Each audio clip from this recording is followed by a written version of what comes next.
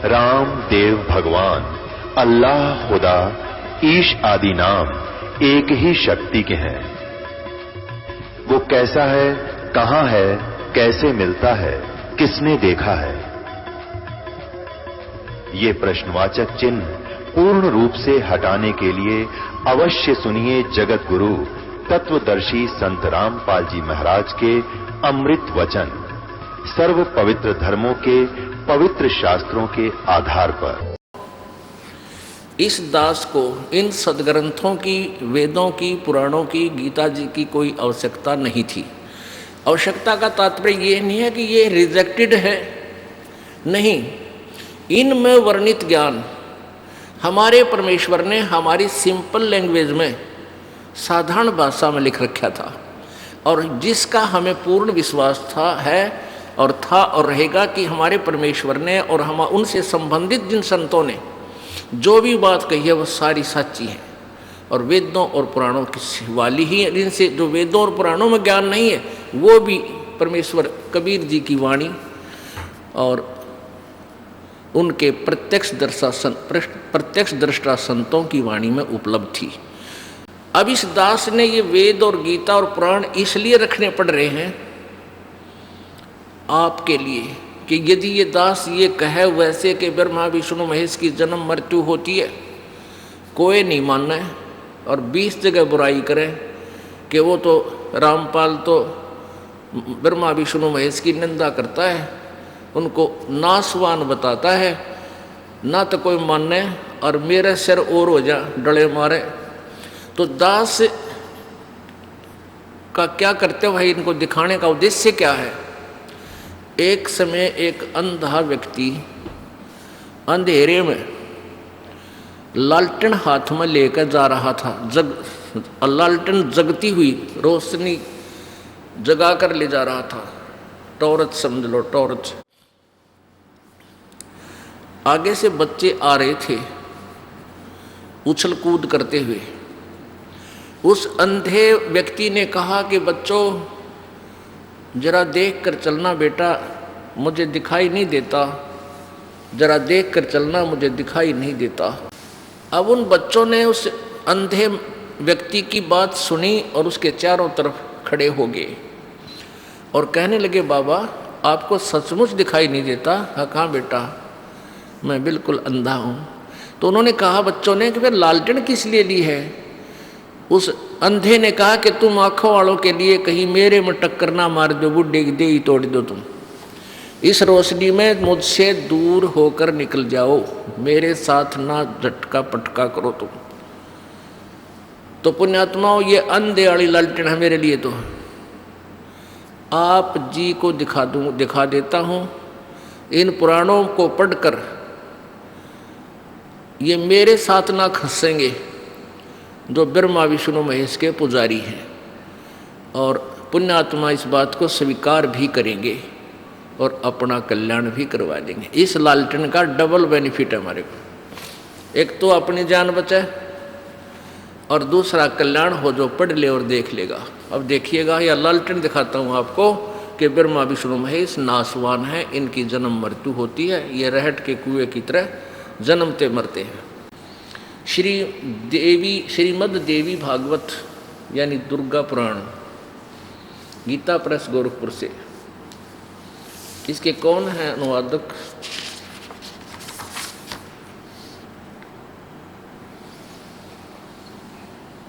संपादक है हनुमान प्रसाद पोदार, चिमन लाल गोस्वामी। ये कहाँ से प्रकाशित है? मुद्रक एवं प्रकाशक एवं मुद्रक गीता प्रेस गोरखपुर, गोविंद भवन कार्यालय कोलकाता का संस्थान। ये इनके फोन नंबर है। इस पुस्तक, इस पवित्र पुराण के 123 पृष्ठ पर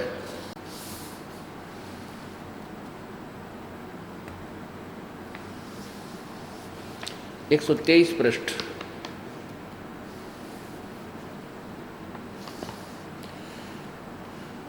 विष्णु जी दुर्गा की स्तुति कर रहे हैं। विष्णु जी अपनी माता दुर्गा की स्तुति करते हुए कह रहे हैं, तुम शुद्ध स्वरूपा हो, ये संसार तुम्ही से उद्भासित हो रहा है। मैं ब्रह्मा और शंकर हम सभी तुम्हारी कृपा से विद्यमान हैं। हमारा आविर्भाव अर्थात जन्म और तिरोभाव अर्थात मृत्यु हुआ करता है। केवल तुम ही नित्य हो, जगत जननी हो, प्रकृति और सनातनी देवी हो। भगवान शंकर बोले, देवी यदि महाभाग विष्णु तुम्ही से प्रकट हुए हैं तो उनके बाद उत्पन्न होने वाले ब्रह्मा भी तुम्हारे ही बालक हुए। फिर मैं तमोगुणी लीला करने वाला शंकर क्या तुम्हारी संतान नहीं हुआ? अर्थात मुझे भी उत्पन्न करने वाली तुम ही हो शिवे। संपूर्ण संसार की सृष्टि करने में तुम बड़ी चतुर हो। इस संसार की सृष्टि, स्थिति और संहार में तुम्हारे गुण सदा समर्थ है। उन्हीं तीनों गुणों से उत्पन्न हम ब्रह्मा, विष्णु एवं शंकर नियमानुसार कार्य में तत्पर रहते हैं। इससे 4 कंसेप्ट क्लियर हो गए। 4, एक तो ये होगा कि ब्रह्मा विष्णु महेश नासवान है, अविनाशी नहीं है। इनकी जन्म मृत्यु होता है। इनके माता दुर्गा है, रजगुण दूसरा। तीसरा रजगुण ब्रह्मा जी, सतगुण विष्णु जी, तमगुण शिव जी है। और चौथा ये हुआ कि ये भगवान केवल वर्क डन, जैसा कर्म प्राणी करता है वैसा ही देते हैं। यानी नियमित कार्य करने में ही तत्पर रहते हैं। जो इनको जैसा आदेश होता है उसका जैसा जिसका संस्कार है वही दे सकते हैं। इसमें कोई परिवर्तन ये नहीं कर सकते। मासा घटे न तिल बधे, विध ना लिखे जो लेख। केवल सच्चा सतगुरु मेट कर, ऊपर मार दे मेख।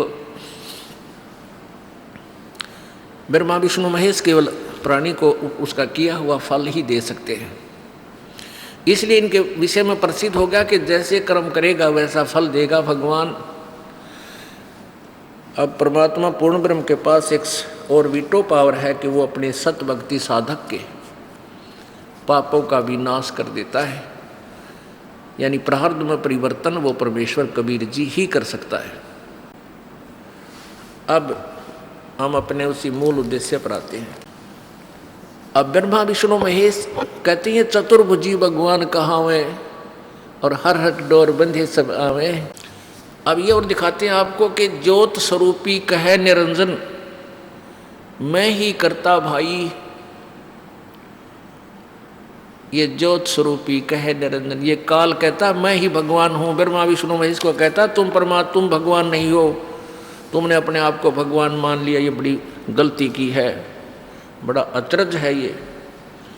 और मैं ही भगवान हूँ, मेरे अतिरिक्त कोई परमात्मा नहीं है। आज अब आपको ये कंसेप्ट क्लियर किया जा रहा है कि इस काल ने अपने आप को भगवान सिद्ध कर रखा है। इन ब्रह्मा विष्णु महेश को डरा धमका के, इनको धोखे में रख के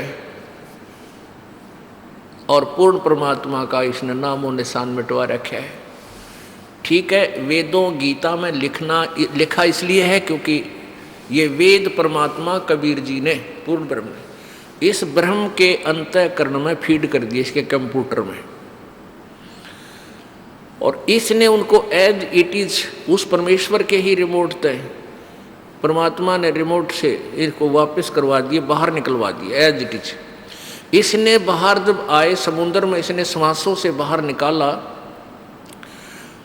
तो क्या किया, ये 4 वेद तो समाज में दे दिए और 5वां वेद जो सूक्ष्म वेद है वो नष्ट कर दिया, जो कबीर परमेश्वर ने स्वयं आकर के बताना पड़ा। अब इसने क्या किया हुआ है कि वेदों का ज्ञान, वो 4 वेदों का ज्ञान इनकम्प्लीट है। उसके बाद इसने जो पुराण है इनकी रचना करवा दी और सारे पूरा मानव समाज इन पुराणों पर आधारित हो गया। पुराणों का ज्ञान सतयुग से चलता आ रहा है। लिपिबद्ध ये भले ही बाद में किया गया है, लेकिन लोक वेद कथाएं जैसे दादे परदादा हम सुनते आए थे, आला उद्दल की कहानी, जानी चोर की कहानी, ये बाद में लिखी गई, ये पहले कथाएं सुनते हमारे थे। तो ऐसे ये कथाएं एक ऋषि दूसरों को, दूसरा ऋषि फिर अपने चेलों को न सुनाते हुए आ रही थी। यानी दंत कथा ये लोक में पहले से चल रहा था। ये तो फिर बाद में लिपिबद्ध किया व्यास जी ने, इतना काम किया। अब इसमें दिखाते हैं आपको इसने कैसे मिसगाइड किया हुआ, मिसगाइडेड किया है। एक बार ब्रह्मा और विष्णु जी का आपस में इस बात पर युद्ध हो गया। ब्रह्मा जी विष्णु जी से बोले, मैं तेरा बाप और तू मेरे से उत्पन्न हुआ। राज तू मेरा आदर भी नहीं करता, मैं तेरे द्वार पर आया हूं और तू मस्ती में लेटा हुआ है, तूने मेरा आदर नहीं किया। विष्णु जी कहता है कि मैं तेरा बाप, तू मेरी नाभि कमल से उत्पन्न हुआ। अब इस काल ने सबको बौड़ी बूझ बना रखे है, क्यों करें। ये क्या करता है, आप देवी पुराण में सुनाएंगे, कभी समय आएगा, तीसरे स्कंद में चौथे 4 से लेकर 6 अध्याय तक ये क्या करता है। जैसे साधकों ने वेद पढ़े, वेदों में देखा कि एक ओम नाम है परमात्मा की भक्ति का और कोई मंत्र नहीं है, वेदों में ओम नाम है। इन्होंने इस ओम नाम को पूर्ण परमात्मा का मान लिया और साधक साधना करता करता फिर इसने एक आकाशवाणी की थी ब्रह्मा को, जब ये सर्वप्रथम कमल के फूल पर सचेत किया था कि तप करो तप करो। इसने हजारों वर्षों तक तप किया। फिर इसकी जब बैटरी चार्ज होगी, सिद्धि आ गई, इसको कह दिया भी तू सृष्टि करो, यानी एक डिपार्टमेंट दे दिया रजोगुण का। फिर विष्णु जी ने तप किया 12,000 वर्ष तक, इसकी बैटरी चार्ज करवा दी, सिद्धियाँ आ गई, इसको दे दिया विष्णु वाला। फिर शंकर जी ने तप किया, फिर इसको दे दिया संहार करने का। तो क्या होता, जैसे साधक साधना करने लगा ओम नाम के जाप से करता करता, फिर हठ योग कर लिया। ब्रह्मा जी ने बताया, आकाशवाणी सुनी थी भगवान की, वह थी काल की, उन्होंने मान ली पूर्ण परमात्मा की। फिर हठ योग वहाँ से प्रारंभ हो गया। नहीं, किसी वेद में ना गीता जी में हठ योग करने का कोई आदेश नहीं, ये तो नकली साधना बताई मूर्खों की, क्योंकि इससे सिद्धियाँ आ जाती हैं। सिद्धियाँ एक दूसरे के ऊपर फिर ये एटम बम छोड़ कर एक दूसरे का नाश करते रहते हैं, लड़ते झगड़ते रहते हैं। इसलिए इनको हठ योग करने वालों को मूर्ख लिखा है। गीता जी अध्याय नंबर 17 के श्लोक नंबर अध्याय नंबर 17 में श्लोक नंबर 4, 5, 6 यानी 3 से लेकर 10, 12 तक ये स्पष्ट किया है। तो क्या होता, साधकों ने ओम नाम का जाप जपते जपते फिर हठ योग समाधि लागी। अब जब इनका हठ योग से अंदर जब शरीर में ये प्रवेश हो गए, तो किसी को तो विष्णु रूप में दर्शन दे दिए। ये विष्णु ब्रह्मा शिव तो इनके पास रहते हैं, आम देवताओं की तरह, ऋषियों की तरह। ये इनके इनसे जो ना सुप्रीम है, ये मंत्री हैं, बाकी अन्य देवता और न्यारे डिपार्टमेंटों के इनके अंतर्गत आते हैं। तो साधना करते करते किसी को तो विष्णु रूप में दर्शन दे दिए, विष्णु रूप में दर्शन दे दिए। जो भी कुछ मांगा इस काल ने दे दिए, ब्रह्म ने। ये वास्तविक रूप में किसी के सामने नहीं आता, इसने प्रतिज्ञा कर रखी है। तो उन जिसने विष्णु रूप में दर्शन हुए, उसने समाधि तोड़ दी अपनी, और उसका पक्का जच गया कि ये विष्णु जो सतगुण है यही भगवान है। ओहो हो। फिर वो साधक भाज्या हुआ है, भागा आता है, दौड़ा हुआ भगवान विष्णु के चरणों में शीश रख देता है और सबको ढोल बजाकर कहता है कि ये पूर्ण परमात्मा है, ये विष्णु जी पूर्ण परमात्मा है। मैंने इनको समाधि दशा में इनका साक्षात्कार हुआ है, ये छुपाए बैठे।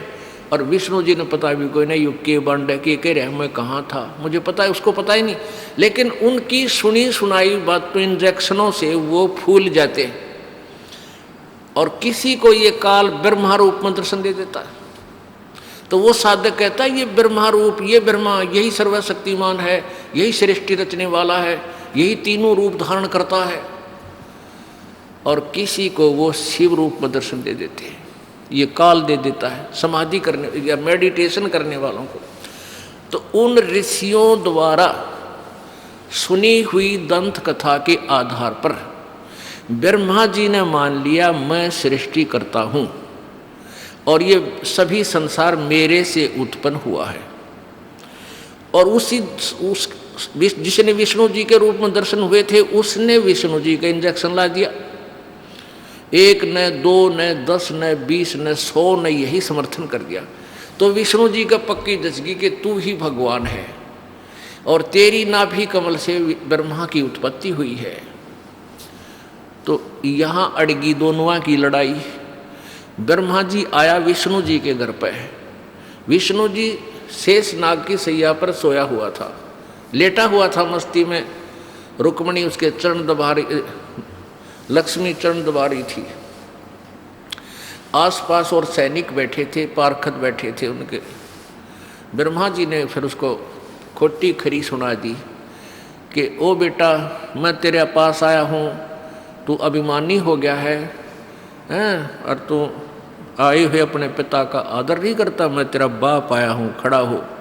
विष्णु बोला मैं तेरा बाप, तू मेरी नाभि कमल से उत्पन्न हुआ है, मैं सारे ब्रह्मांडों का रचने वाला हूँ। तू कैसे अपने आप को सर्वेश्वर कहता, मैं करता हूँ।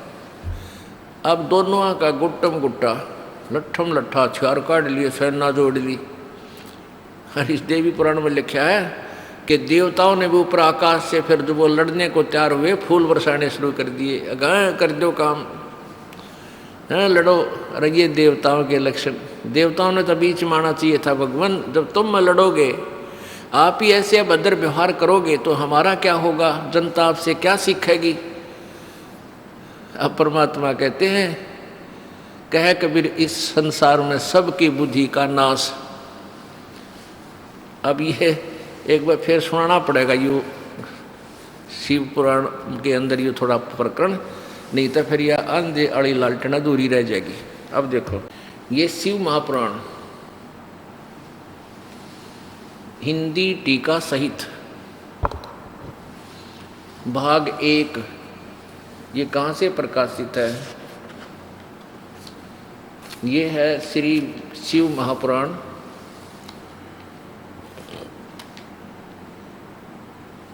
विद्या अवरिधि पंडित ज्वाला प्रसाद जी मिश्र कृत हिंदी भाषा टीका सहित, खेमरा श्री कृष्ण दास प्रकाशन बम्बई। इतने प्रश्न नंबर 11 और अध्याय नंबर विद्वेश्वर संहिता अध्याय 6।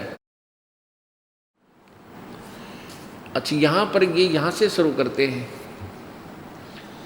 नंदी केश्वर बोले, भगवान शिव का जो वाहन है नंदी केश्वर, नंदी बैल, वो बोल रहे हैं। नंदी केश्वर बोले, हे योगिंद्र, आगे एक समय विष्णु भगवान शेष सैया पर अपने गरुड़ आदि पार्षदों के से संयुक्त लक्ष्मी सहित शयन करते थे। उस समय ब्रह्म ज्ञानियों में श्रेष्ठ, किसी उपमा इनकी, ब्रह्म ज्ञानियों में श्रेष्ठ ब्रह्मा जी अपनी इच्छा से ही वहां आए और सब प्रकार सुंदर सेज पर शयन करते हुए कमल लोचन विष्णु जी से पूछने लगे, तुम कौन हो जो मुझे देखकर अभिमानी पुरुष के समान शयन करते हो? ये ब्रह्म ज्ञानी ने नो बेरा तू यू कौन है? ने कहा तुम कौन हो और मुझे देखकर अभिमानी पुरुष के समान शयन करते हो, सोए पड़े हो? हे वत्स उठो, ए बेटा उठो, देखो मैं तुम्हारा स्वामी आया हूँ। जैसे तीसरी चौथी कक्षा के बालक लड़ा करे ना आपस में, मैं तेरा बाप आया हूँ, उठ बेटा। आए हुए गुरु को देखकर जो अभिमान करता है उस द्रोही मूड का प्रायश्चित होना उचित है, अर्थात न गढ़ूंगा भी। यह सुनकर विष्णु जी के अंतःकरण में, यह सुनकर विष्णु जी के अंतर में तो क्रोध हुआ, अंदर तो छो उठा, पर दाब के ऊपर ऊपर से बोलन लगा, परंतु बाहर से शांत रहे और बोले, वत्स, हे बेटा तुम्हारा मंगल हो, बैठो, इस आसन पर विराजमान हो। इस समय तुम्हारा नेत्र कुटिल और मुख वक्र क्यों हो गया, बांगा क्यों मुंह हो रहा तेरा। ब्रह्मा जी बोले वत्स विष्णु, ब्रह्मा जी बोले बेटा विष्णु, तुमको समय के प्रभाव से अभिमान है। हे पुत्र, मैं तुम्हारा रक्षक और जगत का महापिता मैं हूँ। विष्णु जी बोले ये तो सब जगत मुझ में स्थित है, तुम चोर के समान किस प्रकार अपना कहते हो। तुम मेरी नाभि कमल से उत्पन्न हुए हो, इससे मेरे पुत्र हो, मुझे पुत्र कहना व्यर्था है। नंदीकेश्वर बोले इस प्रकार ब्रह्मा विष्णु दोनों ही रजोगुण से मुग्ध होकर विवाद करने लगे। मैं श्रेष्ठ हूँ, मैं स्वामी हूँ, ऐसा कहकर एक दूसरे को मारने की इच्छा से युद्ध करने में उत्सुक हुए और हंस गरुड़ और वाहन पर परस्पर सतीत होकर ये दोनों देवता युद्ध करने लगे। तब ब्रह्मा और विष्णु के वाहन गण भी युद्ध करने लगे। तब संपूर्ण देवता विमानों में बैठकर उस महा अद्भुत युद्ध को देखने चले आए और आकाश में उनके ऊपर फूल बरसाने लगे। जय हो देवताओं की। भले पुरुषों, बीच में आना चाहिए था, छुटाने चाहिए थे, रे क्यों नाश करो हो देवताओं। नुको पन तो फूल बरसाओ जो कर खागड़े बढ़ाया करें जोटे हो कलकी दे दे के करो। ये हमारे देवताओं के लक्षण हैं। तो जनसाधारण का क्या होगा पुण्यात्मा, ये देख लो इस तत्व ज्ञान के अभाव से। अब थोड़ा सा मौखिक बताया गया दास। फिर क्या हुआ कि इन दोनों को लड़ते हुए देखकर इस काल भगवान ने, ज्योति निरंजन ने एक सतम ठोक दिया बीच में। एक सिद्धि सेन के बीच में एक मोटा सा एक थांब पिल्लर, और वो तेजों में था, वो बहुत लंबा चौड़ा सिद्धि तक। जैसे अब ग्रीष्म ऋतु में तेज हवा चलती है ना, तो एक हुलिया सा उठा कर आंधी का, उसको चारों तरफ धूल, इसमें धूल भर जाती है, ऐसे चक्कर काटता हुआ नीचे से लेकर ऊपर तक दिखाई देता, ऐसा समझ लो। ईसा सतम था, वो बीच में आ गया। वो लड़ना भूल गए। तो दोनों जने सोचा भी न, देखा ये कितना लंबा चौड़ा, एक ऊपर न चला गया कि नीचे ने। लंबी कथा है। फिर क्या हुआ, इतने में यो काल ज्योति निरंजन शिव रूप धारक है, अपने बेटे शिवजी जैसा रूप बनाकर और वहां प्रकट हो गया और इनसे बोला कि बेटो, ये पुत्रो, मेरी बात सुनो। तुमने अपने आप को भगवान मान लिया, तुम्हारी नालायकी है, तुम भगवान नहीं हो। अब ये सिद्ध करते हैं। ये है शिव पुराण पृष्ठ नंबर 17, विद्वेश्वर संहिता, अध्याय 9। यहाँ पर नंदीकेश्वर बोले इस प्रकार भगवान ने उन नम्र हुए ब्रह्मा और विष्णु पर अनुग्रह करके उनके युद्ध में जो परस्पर उनकी सेना मारी गई थी, उस सब को अपनी शक्ति से जीवित कर उठाया। आगे फिर क्या बोला, उनसे संबोधित करके कहने लगा, मेरे सकल और निष्कल भेद से दो रूप हैं, परंतु और ईश्वर नहीं। नो कह और कोई भगवान को नहीं, मैं ही हूँ जो कुछ हूँ। इस प्रकार, इस कारण उनके दो रूप नहीं हो सकते। पहला सतम रूप और दूसरा पीछे मूर्तिमान रूप धारण किया। इसमें ब्रह्म रूप निष्कल है, ईश्वर रूप सगुण है। मेरे ये दोनों रूप सिद्ध हैं, दूसरे किसी के नहीं हो सकते। इस कारण तुम दोनों को अथवा दूसरों को ईश्वर तव की प्राप्ति नहीं हो सकती, यानी कोई भगवान नहीं है। तुमने जो अज्ञान से ब्रह्मा विष्णु को कह रहा है ये काल ज्योति निरंजन ब्रह्म, तुमने जो अज्ञान से अपने को ईश माना, भगवान मान लिया, यह बड़ा ही अद्भुत हुआ। उसके दूर करने को ही मैं रण स्थान में आया हूँ। अब तुम अपना अभिमान त्याग कर मुझ ईश्वर में अपनी बुद्धि लगाओ। मेरे प्रसाद से लोक में सब अर्थ प्रकाश करते हैं। क्या कहता, मैं ही ब्रह्म हूँ और मेरा ही कल अकल रूप है। ब्रह्म होने से मैं ईश्वर हूँ। अनुग्रह आदि कहीं मेरा कृत्य है। सर्वव्यापी होने से और जगत के वर्धक होने से मैं ब्रह्मा हूँ। और ब्रह्म केशव, हे ब्रह्म केशव, समतव और व्यापक होने में से मैं आत्मा हूँ। मैं सबका ईश हूँ, यह मेरा है, मेरे सिवाय किसी दूसरे का नहीं है। प्रथम तो ब्रह्म तत्व ज्ञान के निमित्त निष्कल ब्रह्म का प्रादुर्भाव हुआ 18 पर। इससे मैं अज्ञात रूप हूँ। पीछे तुम्हें प्रगट दर्शन देने के निमित्त साक्षात ईश्वर तत्क्षण ही मैं सगुण रूप हुआ हूँ। हे पुत्रो, हे बेटो, काल कह रहा है, हे पुत्रो, यह कृत यानी ये डिपार्टमेंट उत्पत्ति और सतिथि का यह कृत आपने तप से प्राप्त किया है, जो कि सृष्टि की उत्पत्ति और पालन कहता है। सो मैंने प्रसन्न होकर तुम्हें दिया है। इसी प्रकार से दूसरे दो कृत रुद्र और महेश्वर को प्रदान किए हैं, परंतु अनुग्रह करते कोई भी पाने को समर्थ नहीं है। सो पूर्व के कर्म तुमने समय से विसार दिए थे।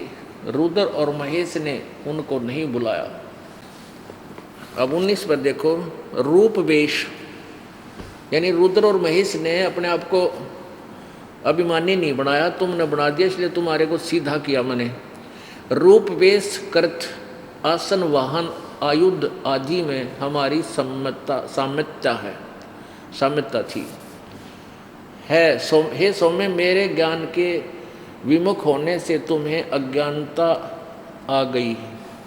मेरा ज्ञान होने से ऐसा नहीं हो सकता। ज्ञान और रूप महेश के तुल्य हो जाता है। इस कारण उस ज्ञान की सिद्धि निमित्त ओंकार नामक यानी ओम मंत्र का मंत्र जप करो। यह अभिमान का दूर करने वाला सोई निज मंत्र उपदेश करते हैं। यह ओंकार मेरे मुख से उत्पन्न होने से मेरे ही रूप का बोधक है और महामंगल करने वाला है।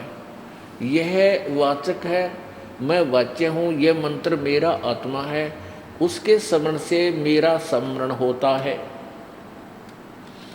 हो गया सीधा। आगे इसमें कई विश्लेषण दे रखे हैं इसका भी। उत्तर की ओर से मुख से आकार, पश्चिम के मुख से उकार, दक्षिण के मुख से मकार, पूर्व के मुख से बिंदु। यानी ये ओम एक अक्षर जो है इस काल का ही है, उत्पन्न हुआ। इस प्रकार 5 प्रकार से निर्गत हुआ यह एक ओंकार ऐसा एकाक्षर हो जाता है। गीता जी अध्याय नंबर 8 के श्लोक नंबर 13 में गीता ज्ञानदाता ये ज्योति निरंजन काल है, ब्रह्म है, ये कह रहा है कि मेरा एक ओम अक्षर है। ओम इति एक अक्षरम ब्रह्म व्यवहारन माम अनुसमरण यह परियाति तदन देहम सयाति परमाम गतिम। मेरा एक ओम मंत्र है, एक अक्षर, यह एक अक्षर ओम मेरा मंत्र है मुझ ब्रह्म का, माम ब्रह्मन मुझ ब्रह्म का। और जिसका ये जो इसकी अंतिम समय तक साधना करता है वो मेरे वाली परम गति को प्राप्त होता है। और अपनी परम गति को 7वें अध्याय के 18वें श्लोक में स्पष्ट किया है कि मेरे वाली गति भी अनुत्तम है, अश्रेष्ठ है, घटिया है। इसलिए तो 18वें अध्याय के 62वें श्लोक में कहा कि अर्जुन तू सर्वभाव से उस परमात्मा की शरण में जा जिसकी कृपा से तू परम शांति और शाश्वत स्थान यानी सनातन परम धाम को प्राप्त होगा, तेरा फिर कभी जन्म मृत्यु नहीं होगा। अब प्रश्न ये उठा था कि इस काल ने अपने आप को सर्वेश्वर, अपने आप को भगवान सिद्ध कर रखा है और पूर्ण परमात्मा को बुला दिया।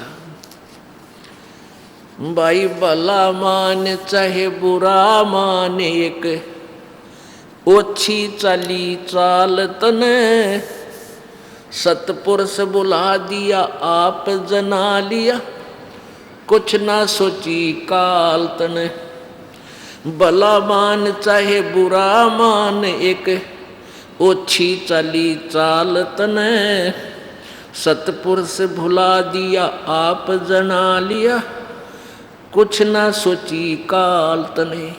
वेद पुराण कुरान बनाए, ये ओछा कछ दिया ज्ञान तने, सूक्ष्म वेद का भेद छुपा के गलती करी महान तने।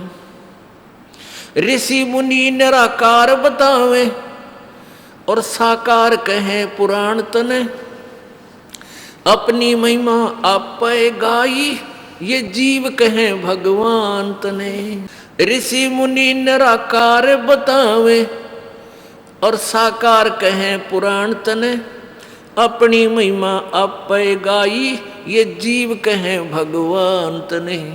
तपस्या पर भोन के खावे, ये जीव किए घने काल तने, सतपुरुष बुला दिया आप जना लिया, कुछ ना सोची काल तने। भला मान चाहे बुरा मान, एक ओछी चली चाल तने, सतपुरुष बुला दिया आप जना लिया, कुछ ना सोची काल तने।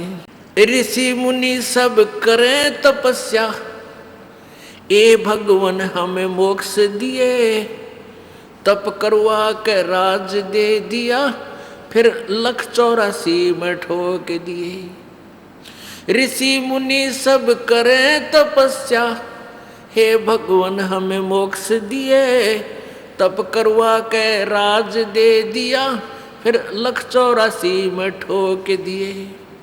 5 तत्व की कैद बना के इसके अंदर रोक दिए, मोह ममता की बेड़ी हिला के ये जड़ कर्म जड़े गले में तोक दिए।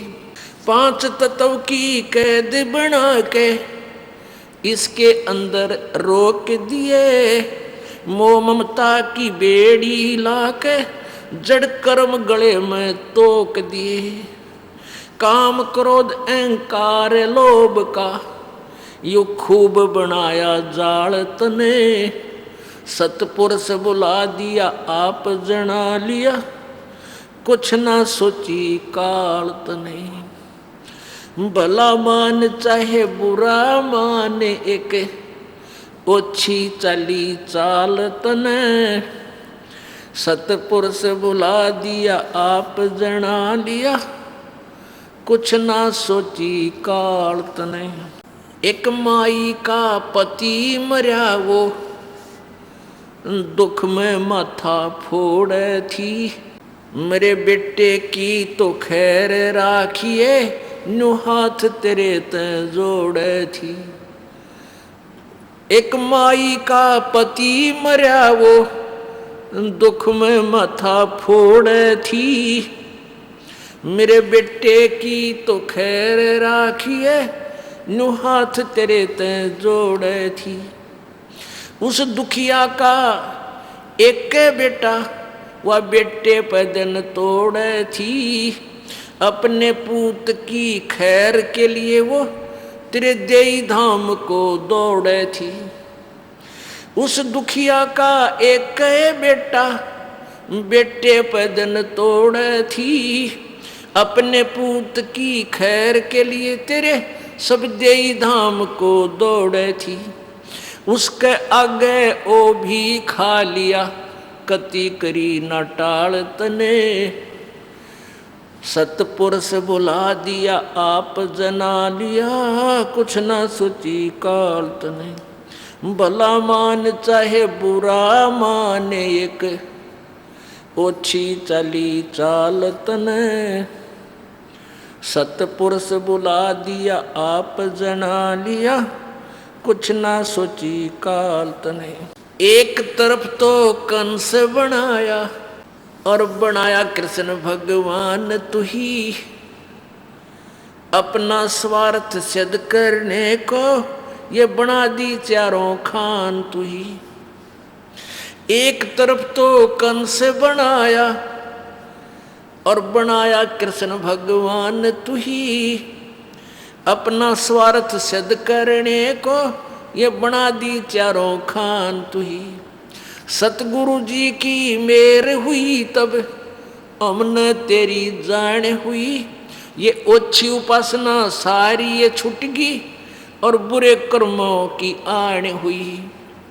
सतगुरु जी की मेर हुई तब हमने तेरी जान हुई, ओछी उपासना सारी ये छुटगी और बुरे कर्मों से आन हुई। राम देवानंद धन मेरे सतगुरु, उद्धार दिया रामपाल तने, सतपुरुष बुला दिया आप जना लिया, कुछ ना सोची काल तने। अब के इसी के ऊपर ये पूरा निर्णायक ज्ञान दिया है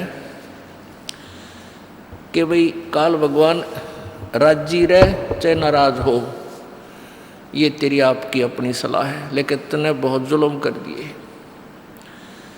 ये ओछी चाल चली कि परमात्मा को बुला दिया, तू आप भगवान बन बैठा। ये ज्योत स्वरूपी कहे निरंजन मैं ही करता भाई, और फिर एक न करता दो न करता नौ ठहराए भाई। वेद, ये चारों वेद और पुराण और कुरान इनकम्प्लीट नॉलेज है, कंप्लीट नहीं है, ओछा ज्ञान है, अधूरा ज्ञान है।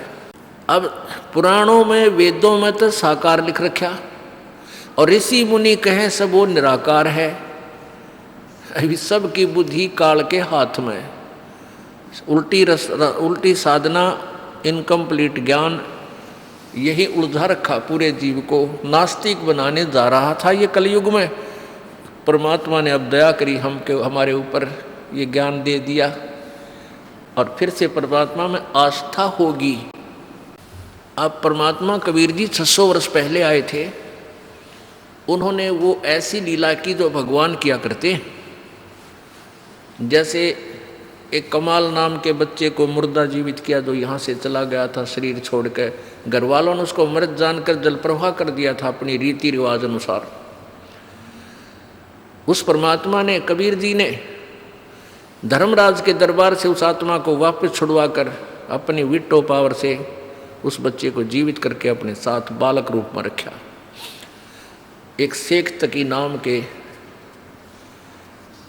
एक धार्मिक गुरु था मुसलमानों का, उसकी फड़क निकालने के लिए परमात्मा ने ये कोशिश की थी कि शायद ये समझ जाए और इसके समझने से ये पूरा मुसलमान समाज भी, ये मेरी प्यारी आत्मा मुझे पहचान ले। लेकिन वो ऐसा नहीं हो पाया। फिर भी मालिक ने अपनी समर्थता का प्रमाण दिया ही दिया। अब क्या बताते हैं, ऋषि मुनि निराकार बतावें, साकार कहें पुराण तनय, अपनी महिमा आप पे गादी, मैं ही भगवान हूँ और भगवान को नहीं।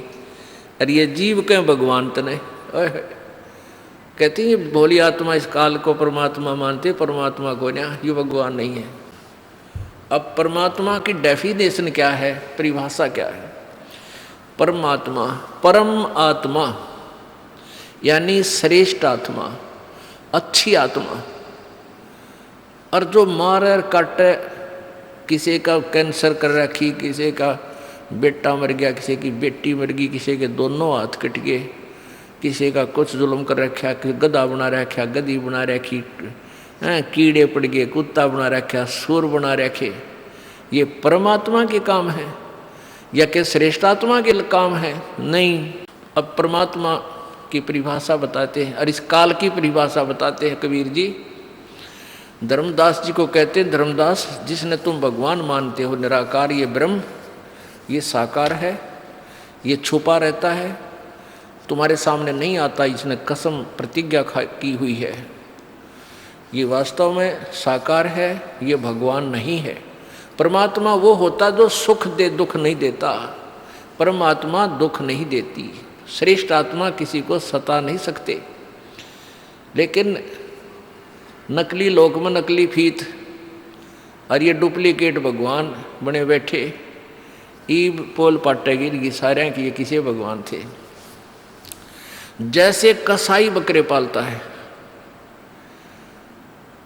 और उनके लिए क्या करता है, एक अच्छा छान डालता है, ऊपर हट बनाता है, छाया बनाता है गर्मी सर्दी से बचने के लिए, और फिर वहाँ एक तालाब बनाता है अलग ही अपने लंबा चौड़ा क्षेत्र खरीद कर, जिसके पास 10-5 बकरे रोज सेल होते हैं, तो वो हज़ारों की संख्या में 400-500 की संख्या में बकरी रखता है और वो आपस में प्रजनन करके और अपने परिवार की उत्पत्ति करते हैं, वृद्धि करते हैं और काल उनमें काटता रहता है। अब वो बकरों की सेवा करता है कौन? वो कसाई। जल पिलाता है, उनको बीमार हो जाते हैं तो दवाई देता है, उनको अच्छी तरह उनके खाने का प्रबंध ऐसे करता है। तो वो भोली आत्मा बकरे ये सोच लेते हैं कि ये हमारा मालिक जो कितना दयालु है, हमारी कितनी केयर टेक कर रहा है, कितनी देखभाल करता है, और उसको वो अपना मालिक मानकर, दयालु भगवान स्वामी मानकर उससे प्यार करते हैं। जब वो कसाई आता है ना बकरों में, उसकी तरफ दौड़ कर जाते हैं, उसको प्यार देते हैं और चाटते हैं, उसके हाथों को चाटते हैं। और वो देखता है न्यू हाथ ला के, यू कितने किलो का हो गया, कौन से का नंबर आना चाहिए आज, और वो उसको प्यार देते हैं, उसके हाथों को चाटते हैं कि ये देखो हमें प्यार कर रहा है। और वो नो देखा यू माल कितना हो गया इसमें। और जब आता है उसको ऑर्डर 10-5, 2-4 बकरों का, वो ना देखता किसकी बेटी जा, किसका बेटा मरेगा, किसकी माँ मरेगी, वो तो लाठी लेकर आँख ले छाँट लेता मोटे मोटे 40 इधर को। तो पुण्यात्माओं, यहाँ हम देखते हैं, देखिए भगवान ने कितनी बढ़िया पृथ्वी दे रखी, कैसे फल फ्रूट इसके अंदर पदार्थ, सुख पदार्थ दे रखे, कैसे झरने बह रहे हैं, गंगा जैसी दरिया बह रही है मीठे स्वच्छ जल की, और नीचे ठंडा पानी मीठा, गर्मियों में ठंडा निकला नीचे तो धरती से जल, और सर्दियों में गर्म। देव भगवान कितना दयालु है और कितनी सुविधा दे रखी है यहाँ पर हैं। अच्छे बाजरा ज्वार गेहूँ जैसी कनक दे रखी हैं, सेब संतरे काजू किशमिश ये फल दे रखे हैं। तो इस तरह की स्थिति देखते हैं तो ये भगवान में पड़ा है। यूँ देखते हैं तो ऐसा लगता है भाई भगवान ने, ये तो परमात्मा ही पड़ा है, बड़ा दयालु है। और फिर अब देख लो इतिहास, सवेरे देख लियो समाचार पत्रों में, फलाना मर गया, उसके 2 बेटे मर गए, एक एक्सीडेंट हो गया, वहाँ भूकंप आ गया, फलाना, या बिजली क्यों गिर रही है? फिर ये परमात्मा है तो यो परमात्मा नहीं है, ये तो परमात्मा बना बैठा है। अब परमात्मा स्वयं आकर बताते हैं कि ये काल है भाई, ये भगवान नहीं है। धर्मदास ये जग बोराना, कोई न जाने पद निर्वाणा, यही कारण मैं कथा पसारा, इन सब से कहिए एक राम नियारा। वो दयालु परमात्मा तो इन सबसे न्यारा है, दीन दयाल है, वो कबीर भगवान है। गीता जी अध्याय नंबर 7 के श्लोक नंबर 16, 17, 18 में कहा है कि मेरी साधना यानी ब्रह्म सत्र की साधना 4 प्रकार के करते हैं। ब्रह्म को इष्ट मानकर 4 प्रकार के साधक आश्रित हैं। एक तो आर्त वो होते जो अपना संकट निवारण करने के लिए जंतर मंत्र छू मंत्र करते हैं, जाप जूप करते हैं, तो वेदों के मंत्र को ले लेते हैं, कोई 2-4 मंत्र छांट लिए, उन्हीं से अपना अनुष्ठान करते रहते हैं। वो अन्य किसी पुराण के और कोई किसी के साधना का आसरा नहीं लेते। जय गणेश देवा माता थारी पार्वती कहते, इस तरह की वो आरती नहीं करते। और दूसरे अर्थार्थी अर्थार्थी होते हैं जो धन लाभ के लिए अपने घर में बरकत करने के लिए कोई अनुष्ठान करते तो वेदों के मंत्रों से ही करते हैं। और तीसरे जिज्ञासु, जिज्ञासु वो हैं जो घर से निकले भगवान पाने के लिए, आगे उनको मिल गए वो डुप्लीकेट संत ऋषि, उनसे ज्ञान ग्रहण करके वो स्वयं भी वक्ता हो गए, मोक्ष गया बाढ़ में। और चौथे वो रिजेक्टेड तीनों। चौथा है ज्ञानी। ज्ञानी आत्मा वो होता है जिसको पता लगा कि मनुष्य जीवन बार बार प्राप्त नहीं होता और वेदों को पढ़ा, उसमें लिखा कि पूर्ण परमात्मा की साधना से ही पूर्ण मोक्ष होगा। तो उन्होंने ये तो पढ़ लिया कि एक ही भक्ति करनी चाहिए भगवान की, अन्य देवता की नहीं करनी चाहिए। ये वेदों में प्रमाण है, गीता जी में भी है। तो उन्होंने ये फाइनल कर लिया कि भाई और किसी देवता की पूजा हम नहीं करेंगे, हम केवल एक पूर्ण परमात्मा की करेंगे। तो उन्होंने ओम नाम, क्योंकि वेदों और गीता में केवल ब्रह्म की साधना का ही ज्ञान है, उसकी पूजा का ही ज्ञान है, ओम मंत्र ओनली। तो इन तत्वदर्शी संत के अभाव से उन्होंने ये लाइन गीता जी अध्याय नंबर 4 के श्लोक नंबर 34 को ना समझा। उसमें लिखा है कि पूर्ण ज्ञान चाहिए तो तत्वदर्शी संतों की खोज करो, मेरे द्वारा दिया ज्ञान कंप्लीट नहीं है। यहाँ बुद्धि स्लिप कर गई उनकी।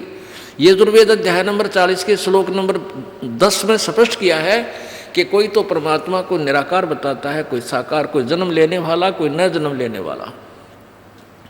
इसका यथार्थ ज्ञान भी तत्वदर्शी संत बताएंगे, उनसे सुनो। तो उनकी ये बुद्धि काम ना करेगी, ये वो तत्वदर्शी संत क्यों ना खोजें जो इनसे न्यारा है, लेकिन अपनी ही सोच से अपन निष्कर्ष निकाल कर कि ओम नाम लिखा, भाई ये भगवान पूर्ण परमात्मा का है, हम और देवता की पूजा नहीं करेंगे। उन्होंने ओम नाम का जाप किया, फिर ब्रह्मा जी द्वारा सुना दंत कथा, हठ योग किया, सिद्धियां आ गई। अब क्या वो चले थे तो मोक्ष प्राप्त करने के लिए। ऋषि मुनि सब करें तपस्या, हे भगवान हमें मोक्ष दिए, तप करवा के राज दे दिया, फिर 184 में ठोक दिए। गीता जी अध्याय नंबर 7 के श्लोक नंबर 18 में लिखा है कि ये ज्ञानी आत्मा है तो उदार है, अच्छी आत्मा है, नेक आत्मा है, परमात्मा पाने के लिए समर्पित है। लेकिन ये परमात्मा की भक्ति में लीन, व्यवस्थित, आसक्त ज्ञानी आत्मा मेरे वाली अनुत्तम अश्रेष्ठ गति में ही आश्रित रहे। अब ब्रह्म तक की साधना को स्वयं ब्रह्म बोल रहा है, ये अनुत्तम है, अश्रेष्ठ है। वो कैसे है कि एक चुनक नाम के ऋषि ने अपने ऐसे ही निष्कर्ष निकाल कर ओम नाम का जाप पूर्ण परमात्मा का जानकर और ब्रह्मा जी द्वारा सुनी कि तप करना आदेश परमेश्वर पूर्ण ब्रह्म का है, जबकि ये काल की आकाशवाणी थी। इसको जानकर तप किया, ओम ओम, पहले ओम का जाप किया, उच्चारण करके लिखा गीता जी अध्याय नंबर 8 के श्लोक नंबर 13 में। ये उच्चारण करके सुमन करने का यथार्थ ज्ञान इसने भी नहीं बता रखा। तो ये इन्होंने ऐसे ही ओम ओम ओम ओम ओम ओम ओम ओम ऐसे करते करते फिर वो तपस्या समाधिस्थ हो गए। फिर सिद्धि बन गई तप करने से। तप के बदले में राज्य प्राप्त होता है और कुछ सिद्धियां आ जाती हैं। अब चुनक ऋषि में सिद्धि आ गई बहुत जबरदस्त। ओम नाम के जाप से भी सिद्धियां, मंत्र के जाप से भी सिद्धियां आ जाती हैं। उधर से एक मानधाता नाम के चक्रवर्ती राजा थे। उसने अपनी पूरी पृथ्वी पर राजा शासन काबू कर रखा था, शासन कर रखा था, और अन्य छोटे छोटे राजाओं को अपने अधीन कर रखा था। वो कभी कभी 1 वर्ष में 2 वर्ष में एक परीक्षण करते थे।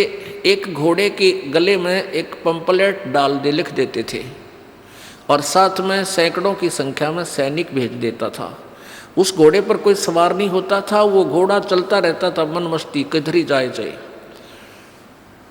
और वो लिखा होता था कि जिसने राजा मानधाता चक्रवर्ती राजा की अधीनता, पराधीनता स्वीकार्य नहीं है, वो इस घोड़े को बांध ले। और युद्ध के लिए तैयार हो जा। राजा के पास 72 अक्षौणी सेना है, 72 करोड़ सेना है। अब किसकी हिम्मत में 72 करोड़ सेना जो कलजा पाट जा, यानी किसी ने वो घोड़ा नहीं पकड़ा। अब यो काल का पुजारी, चुणक ऋषि, ब्रह्म का उपासक, इसने ये सिद्धियां प्राप्त कर ली, आंडी पाक गया। अब इधर से तो इन पर सिद्धियां, इन्हीं का जूता इनने के सिर में काल मारता है। चुणक ऋषि से साधना करवाई, हठ योग करके बम बना लिया, एटम बम, सिद्धियां बरबर ली। रिमोट काल के हाथ में यो मन, यो काल का एजेंट है। तो ज्यों ही इस चुणक ऋषि ने वो घोड़ा देखा जिस पर कोई सवार नहीं था, पूछा सैनिकों से कि भाई सैनिकों, इस घोड़े पर सवार क्यों नहीं है। सारी कहानी बताई सैनिकों ने कि राजा का घोड़ा है, इसमें कोई बैठ नहीं सकता, और पूरी पृथ्वी पर हम घूम आए हैं, किसी ने इस घोड़े को पकड़ा नहीं, जो पकड़ लेता तो उसको युद्ध करना पड़ता राजा के साथ। चुणक ऋषि ने पूछा भी क्या किसी में इतनी हिम्मत नहीं हुई कि तुम्हारे राजा के घोड़े को पकड़ लेता, बांध लेता। अब सैनिक तो फिर मुंह फाड़ होते हैं, अपनी आंगा प्रत्याग ऋषि समर्थ, इतने सेना वाले राजा के सैनिक तो और अभिमानी हो जाते हैं। उन्होंने उस ऋषि को कहा कि किसकी माँ ने दूध पिलाया है जो हमारे राजा के घोड़े को पकड़ दे, होठ फोड़ जाए उसके। अब चुणक ऋषि के पर अंगाना डटा ने बोला भाई मैं पकड़ लूँ तो। सैनिक बोले रे कंगाल, तेरा दाने तो खाने नहीं, और तो युद्ध करेगा मानदाता चक्रवर्ती राजा से, पता है 72 करोड़ सेना है। अब वह सारी पूछ पता भी लग गया, 72 करोड़ सेना उसके पास। ऋषि बोला भाई मैंने तो थारे राजा का युद्ध स्वीकार कर लिया, बांध दो इस घोड़े ने। उसी झोपड़ी का बांध दिया जिस पर उसकी झोपड़ी, उसी वृक्ष का बांध दिया जहाँ झोपड़ी बनी थी, हट थी उस ऋषि की। और मानदाता चक्रवर्ती राजा को बता दिया कि आपका युद्ध चुणक नाम के ऋषि ने स्वीकार कर लिया। अब राजा ने अपनी 72 अक्षौणी सेना की 4 टुकड़ी बनाई, 18 करोड़ की। 18 करोड़ की एक फर्स्ट बटालियन भेज दी कि जाओ ऋषि के ऊपर आक्रमण कर दो। वो तरह का जो एक आदमी 5-4 भेज दे, 10 भेज दे, 20 भेज दे, अपनी चौधर दिखाने की खातिर। शायद बोला जब ने वो आग्रह का विनाश काले भी प्रताबुद्धि,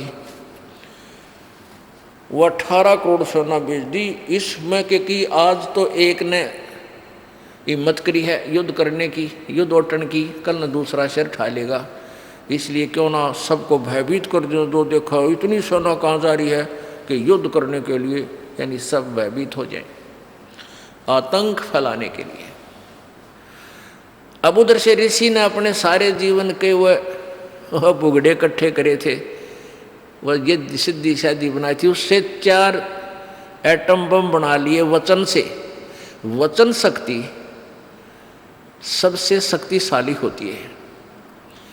वचन शक्ति के सामने ये विज्ञान कुछ भी नहीं है, जो वर्तमान में साइंस कहलाती है।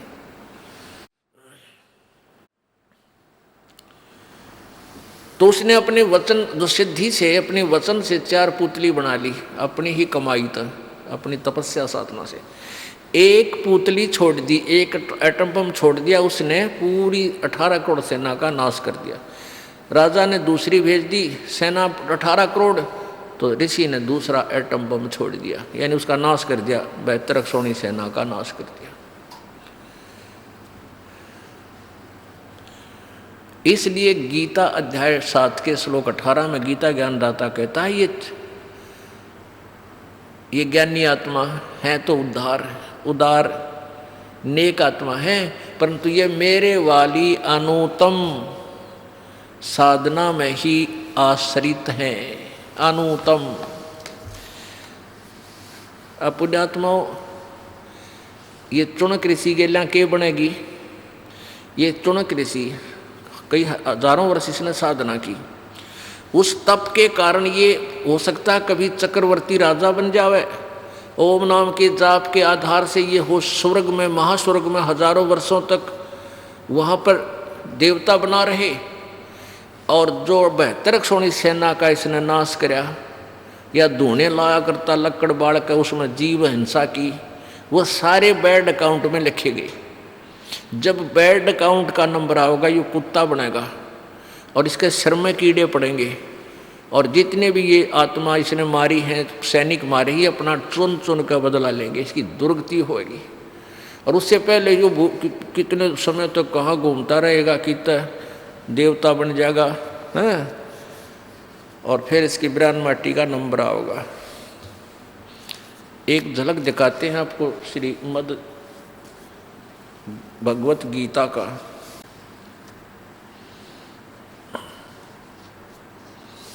गीता प्रेस गोरखपुर से प्रकाशित है और जयदयाल गोविंद का इसके अनुवादक हैं। प्रकाशक में मुद्रक है गीता प्रेस गोरखपुर, गोविंद भवन कार्यालय, कोलकाता का संस्थान। 7वें अध्याय का 18वां श्लोक। ये है 7वां अध्याय,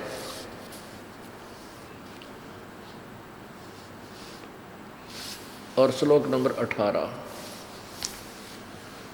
अब देखो, हम शिक्षा का हमें ये लाभ हो गया, हम इन्होंने ये तो उड़द पुड़द संस्कृत थी, इन्होंने इसको संधि छेद करके नीचे लिख दिया, बहुत आसान कर दिया, हम आसानी से पढ़ और समझ सकते हैं।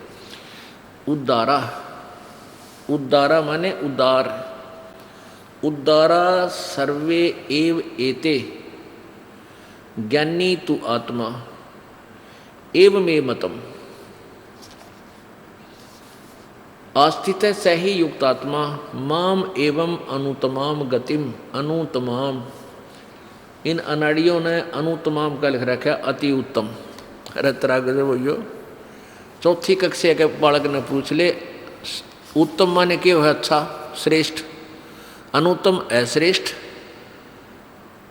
और ये ने अनुत्तम का अर्थ लिख दिया अति उत्तम। तरह गजब भैया।